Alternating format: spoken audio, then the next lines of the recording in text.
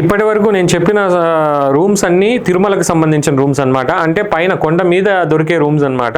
ఇప్పుడు నేను తిరుపతి అంటే కింద తిరుపతిలో ఉన్న లేదా కొండ కింద ఉన్న తిరుపతిలో ఉన్న రూమ్స్ సంబంధించిన విషయాలు నేను చెప్తున్నాను. తిరుపతిలో శ్రీనివాసం, విష్ణు నివాసం, ఆ తర్వాత మాధవం, అలాగే తలకోన, ఆ నియర్ బై ఏవైతే రూమ్స్ ఉన్నాయో ఇవన్నీ అంతకుముందు ఫ్రీగా డైరెక్ట్గా వచ్చి అవైలబిలిటీని బట్టి పైన సిఆర్ఓ ఆఫీస్లో ఎలా ఇస్తారో అలా ఇచ్చేవాళ్ళు అనమాట ఒకప్పుడు. ఇప్పుడు అవన్నీ మారిపోయాయి. ఇప్పుడు మీకు ఈ ప్లేసెస్లో రూమ్స్ కావాలి అని అనుకుంటే 3 నెలల ముందే ఎప్పుడైతే అకామిడేషన్ రిలీజ్ అవుతుందో ఆ టైంలోనే బుక్ చేసుకోవాల్సింది జరుగుతుంది. సో అక్కడ అటువంటి పరిస్థితుల్లో బుక్ చేసుకోకపోతే ఇక్కడ మీకు డైరెక్ట్గా వస్తే రూమ్లు ఇవ్వరు, లేదా రూమ్లు ఆపేశారు ఇవ్వటం.